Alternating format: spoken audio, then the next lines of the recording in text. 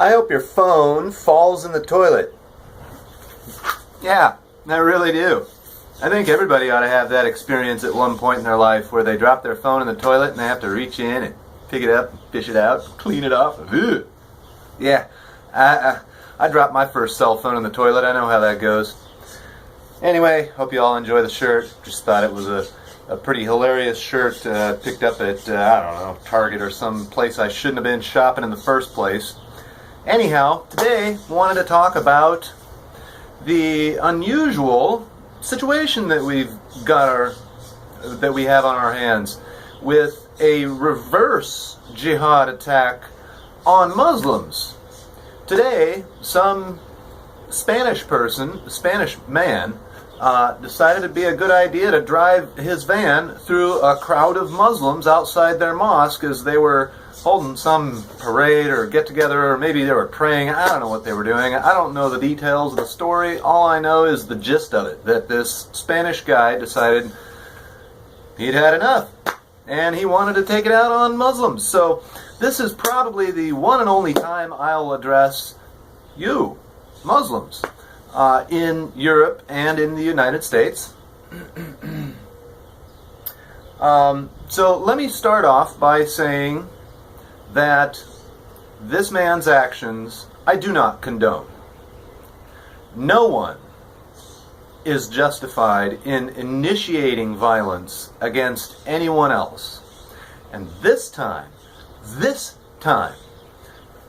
Muslim community are the genuine victims of a terrorist attack.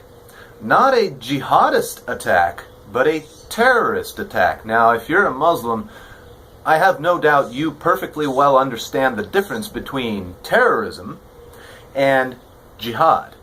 Okay? So, but just in case you don't think I understand the difference, let me explain what that difference is from my perspective, and I think you'll find that it's pretty much right on the money. Terrorism is not unique to Islam. Anybody can engage in violence to achieve a political goal. That's the definition of terrorism, more or less. Any group of people, any individual can take it upon themselves to engage in terrorism. Okay? The Irish Republican Army, and I'm Irish, so I'm going to pick on the Celts for a little while. I'm going to pick on my ethnicity, Celtic ethnicity. No, I'm not white. If you're going to use the term white to describe me, you're not being accurate. I am Celtic. Okay, that's my ethnicity. And that's how I identify. I don't identify as a white man. I identify as a Celt, right? Because that's what I am. That's the blood in here is Celtic blood. The Irish Republican Army is a terrorist organization. They engage in violence for a political agenda, okay?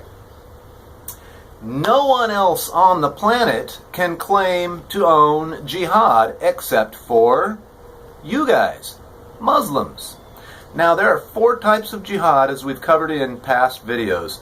You Muslims know what they are, and yes, it is accurate for you to describe jihad as you so often do poignantly whenever it comes up, is that jihad is an internal, personal, individual struggle with the maybe the contradictions in their own head, or their faith, or their doubts. Yay! Now, in Islamic doctrine, that is the Quran, the Sirah, and the Hadiths, in Islamic doctrine, the total amount of Islamic doctrine that talks about jihad, about 10% of it is that personal, internal, individual struggle. The other 90% of it is directed outwards towards the kuffar, the kafir, right? I am a kafir. You know exactly what I mean by that. And yes, I do tell the truth about Islam as much as I understand it. I'm not a kafir in the sense of the word that you use the word. It's your secret dirty little word for people like me. But when you use the word, you convey the meaning of somebody who lies about Islam. Well, that would be you, not me. So technically, if you're going to call anyone a kafir, you should call yourself a kafir, not me. Because I'm the one telling the truth about the doctrine of Islam, not you. You're the one lying about the doctrine of Islam when you tell people, oh, jihad is that internal, personal, individual struggle. Okay? Yes, it is. About 10% of it is. The rest of the 4 types of jihad, which we're going to cover here in just a second, just to recap, are directed outwards toward the kuffar. And you know this to be true. Now, the 4 types of jihad. Jihad of the sword. That's the one everybody points to and calls terrorism. And sure, rightfully so. Most people that don't understand the difference between jihad and terrorism will call jihad of the sword terrorism, because that's what it looks like, okay? The other 3 types of jihad, jihad of the mouth, or of speech, jihad of the pen, or of writing, and the jihad of money, okay? There are plenty of examples of Muslims and Islamic groups engaging in those 3 types of jihad to bring down America, to bring down the West, to bring down the United States, to bring down white men. Yes, we are feeling the brunt of this. Believe it or not, we have a couple of things to say to you Muslims. And like I said, this is probably going to be one of the only times I ever address you. So please pay attention, because maybe nobody else is going to tell you these things, but I will. I'll do you that favor.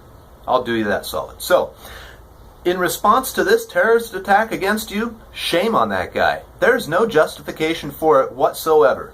On the other hand, I'm pretty sure you could see it coming, couldn't you? You have to expect that after we in the West, in Europe, and in the United States have experienced attack after attack after attack, slander after slander after slander, that eventually it's going to come to a head. And like I've said in previous videos, you can expect, you are going to have to expect that an increase of violence directed at the Muslim community is going to happen as a result, a direct result of a couple of things. Number one, governments allowing invasions, not immigrants, but invaders, okay, into their country. And number 2, refusing to protect the citizens of their own countries against Muslim invaders. Okay, and notice I'm not using the word immigrants, I'm using the word invaders, because Islam, as a matter of fact, is conducting civilization warfare against the United States. The Muslim Brotherhood made that perfectly clear in their documentation. Okay, CARE, the Council on Islamic Relations, has made that explicitly clear in its documentation. Okay, so Muslims, when you see a white guy like me starting to talk about you and your community, your ummah, and Islam, and the problems in Islam and with your ummah, I know what your reaction is how dare anyone that's not a Muslim start talking about this? Well, I dare. And you know why I dare? Because I want to preserve my culture. I want to preserve my heritage. I want to preserve my country. I'm an American first. Yes, I'm Irish, but I'm an American first.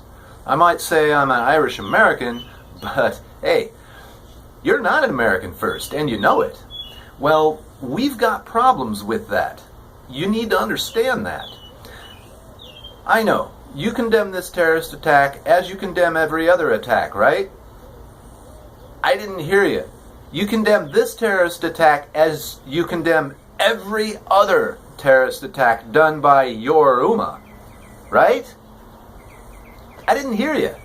That makes you one of the silent majority, and as Brigitte Gabriel so eloquently puts it, you're irrelevant. So, we're not talking about you, we're talking about people in your community that do decide to take it upon themselves to engage in acts of jihad. Jihad of the sword against Westerners. Now, I'm not going to like it, you're not going to like it, but let me tell you what's going to happen. People like this Spanish guy who drove through a crowd of you Muslims in front of your mosque and killed some of you and injured some more, that's going to continue to happen. It's going to go on the rise. You can expect it. In fact, it's going to be part and parcel of living in a Western society for Muslims to experience an increased pushback.